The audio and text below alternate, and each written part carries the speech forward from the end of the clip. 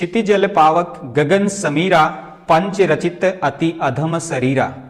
गोस्वामी तुलसीदास जी ने रामचरितमानस में 17th century में बताया कि ये जो फिजिकल वर्ल्ड है वो किन चीजों से मिलकर बना हुआ है। क्या उस वक्त हमारे वैज्ञानिक यही सोच रहे थे? इनका क्या ख्याल था? इस वीडियो में हम जानेंगे कि वाकई में मैटर जो है वो किन चीजों से मिलके बना है।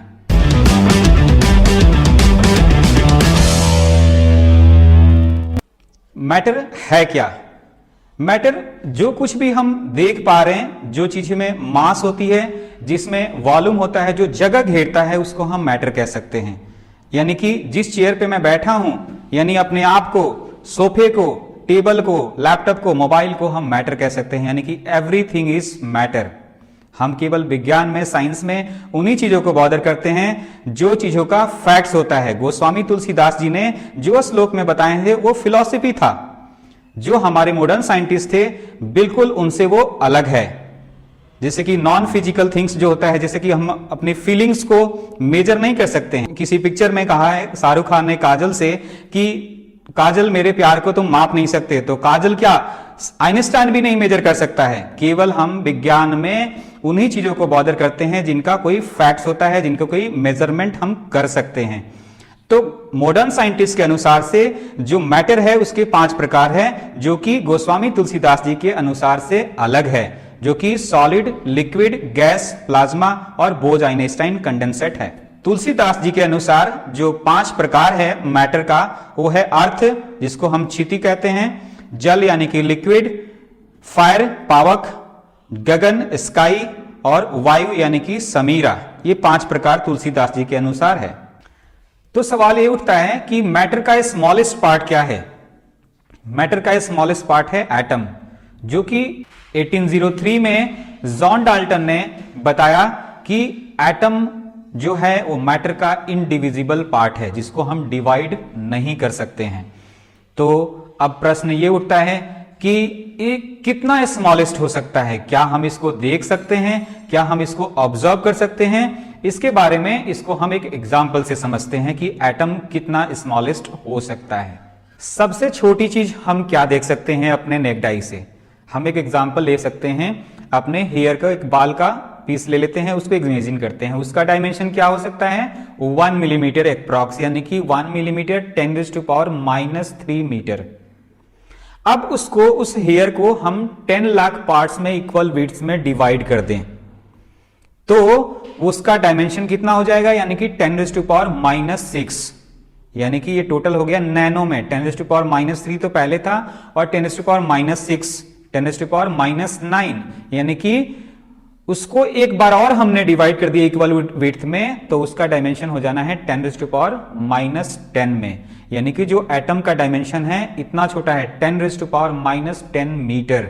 यानी कि इस डायमेंशन में, इतने स्मॉलेस्ट पोर्शंस में एटम एग्जिस्ट करता है। अभी तक तो हमने समझा कि एटम कितना छोटा था। क्या हम इसको और डिवाइड नहीं कर सकते हैं? इसके इनसाइड में क्या क्या हो सकता है? जैसा कि जॉन डाल्टन साहब ने बताया कि इसको हम डिवाइड नहीं कर सकते हैं, ये इंडिविजिबल है। अफसोस ये गलत हुआ। 1897 में जे थॉमसन ने बताया कि इसमें इलेक्ट्रॉन एग्जिस्ट करता है। जे थॉमसन ने 1897 में इलेक्ट्रॉन की डिस्कवरी की है। उसके बाद 1911 में अर्नस्ट रदरफोर्ड ने बताया कि जो सेंट्रल कोर है एटम का, वहां पर कुछ पॉजिटिव चीजें एग्जिस्ट करती है। रदरफोर्ड एक्सपेरिमेंट के नाम से हम जानते हैं उसको। उस पॉजिटिव रीजन में प्रोटॉन की डिस्कवरी किए और 1932 में जेम्स चैडविक ने न्यूट्रॉन की डिस्कवरी की है। तो क्या इस एटम के इनसाइड में जो 3 पार्टिकल्स है, इलेक्ट्रॉन्स, प्रोटॉन्स और न्यूट्रॉन्स, यहीं पर हमारी कहानी खत्म हो जाती है? नहीं, कहानी तो शुरू अब होती है। तो कहानी में बहुत सारे किरदार हैं। इन किरदार के बारे में हम टेबुलेटेड फॉर्म में इसको हम एक्सप्लेन करेंगे। जिस तरह से हम पीरियोडिक टेबल को स्टडी किए हैं एलिमेंट्स के बारे में, एटॉमिक सिस्टम के बारे में, उसी तरह से इस पार्टिकल्स को जो एटम्स के इनसाइड में जो एग्जिस्ट करते हैं, इन 3 पार्टिकल के अलावा, उनको हम डिटेल में यहां पर बात करेंगे। तो देखिए जिस तरह से इनकी मतलब कैसे ये जनरेट हुआ, ये सारे डिफरेंट पार्टिकल्स कैसे क्या जनरेट हुए। इसको जिस तरह से हम रियल लाइफ में देखते हैं कि छोटा बच्चा एक कोई खिलौना लाता है तो उसको खोल के देखने की कोशिश करता है कि इसके अंदर क्या है, तो ये ह्यूमन बीइंग की टेंडेंसी होती है कि इसके बारे में हम ये जान गए किसी चीज के बारे में तो फिर अब इसके आगे जाने। तो वैसे ही साइंटिस्ट अलग अलग इंस्ट्रूमेंट के थ्रू, अलग अलग एक्सेलरेटर के थ्रू उसके इन डेप्थ में जाने लगे। तो जो पार्टिकल्स जो एक्सप्लेन जो अब आगे हम करेंगे उसको अब पीरियोडिक टेबल के फॉर्म में एक्सप्लेन करेंगे। जो पार्टिकल्स यहां पर हम एक्सप्लेन करेंगे उसको एक पैरामीटर असाइन की है, दैट इज कॉल्ड स्पिन। वो स्पिन एक तरह से कह लीजिए कि उसको हमने असाइन कर दिया। स्पिन का मतलब ये नहीं है कि कोई चीज रोटेट हो रहा है, ये जस्ट उसकी कैरेक्टरिस्टिक्स है, उस पार्टिकल्स की कैरेक्टरिस्टिक्स है, उसको हमने स्पिन से असाइन कर दी है। उसके बेसिस पे पार्टिकल्स को दो कैटेगरी में हमने एक्सप्लेन कर दिया। First one is called bosons and second one is called fermions. Bosons का जो स्पिन होता है वो इंटीग्रल स्पिन यानी वन स्पिन होता है, जो फर्मियंस का जो स्पिन होता है वो हाफ स्पिन होता है। तो बोजॉन्स जिसका स्पिन इंटीग्रल मल्टीपल है उसमें आते हैं, उसको दो कैटेगरी में अब डिवाइड कर देते हैं। एक तो हो गया फोटॉन्स और दूसरा हो गया ग्रेविटॉन्स। ये मासलेस पार्टिकल्स है। और इसका जो दूसरा पार्ट हुआ दैट इज पायोन्स, कियोन्स एंड इटा मेजॉन्स।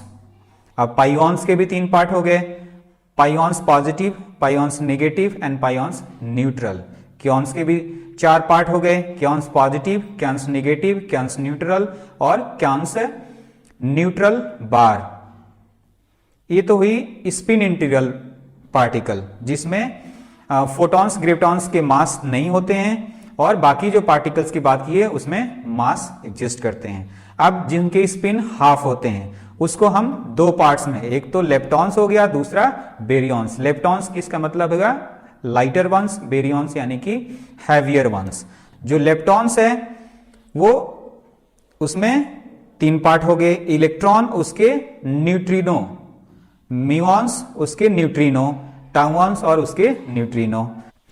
तो बेरियंस को बेसिकली दो पार्ट्स में हमने डिस्ट्रीब्यूट कर दिया। एक तो हो गया न्यूक्लियॉन्स। न्यूक्लियॉन्स में क्या होते हैं प्रोटॉन्स और न्यूट्रॉन्स, और दूसरा पार्ट हाइप्रॉन्स में। अब हाइप्रॉन्स को फोर पार्ट्स में डिवाइड कर दिया, लैम्डा हाइप्रॉन्स, सिग्मा हाइप्रॉन्स, साई हाइप्रॉन्स और ओमेगा हाइप्रॉन्स। तो क्या कहानी खत्म हो गई? नहीं, कहानी खत्म नहीं हुई। बेरियंस को तो हम अभी डिवाइड कर सकते हैं बट लेप्टॉन्स को डिवाइड नहीं कर सकते हैं। बेरियंस और मेजॉन्स को डिवाइड कर सकते हैं। ये जो मिलके बना है उसको कहते हैं क्वार्क्स, यानी कि जो न्यूक्लियर पार्टिकल है प्रोटॉन और न्यूट्रॉन वो मिलके बना है क्वार्क से। क्वार्क को डिफाइन करने के लिए हमारे पास है स्टैंडर्ड मॉडल। स्टैंडर्ड मॉडल में तीन तरह के पार्टिकल्स है जिसको हम डिवाइड नहीं कर सकते हैं। पहला है लेप्टॉन्स, दूसरा क्वार्क्स और तीसरा कुछ बोजॉन्स। तो जो क्वार्क्स है उसमें आप quarks charm, top, down, strange and bottom quarks. जो लेप्टॉन्स है that is electron neutrino, muon neutrino, tau neutrino. Electron, muon and tau. जो बोजॉन्स है वो photon, gluon, Z boson and W boson. इसके अलावा है Higgs boson. These are the standard model particles. तो क्या कहानी यहीं खत्म होती है? नहीं, ये कहानी यहां खत्म नहीं होती है। जो अभी तक हम लोगों ने बात की है इन सब चीजों से मिलकर बना है हमारा मैटर। नेक्स्ट वीडियो में हम बात करेंगे एंटी मैटर के बारे में, डार्क एनर्जी के बारे में और डार्क मैटर के बारे में। ये सारी जो इंफॉर्मेशन आज मैं आप लोगों से जो शेयर किया, आई होप कि आप लोग को समझ में आया होगा। आप लोग इस वीडियो को शेयर कीजिए और आप अगर हमारे चैनल पे न्यू है तो उसको सब्सक्राइब कीजिए। आप लोग का बहुत बहुत धन्यवाद।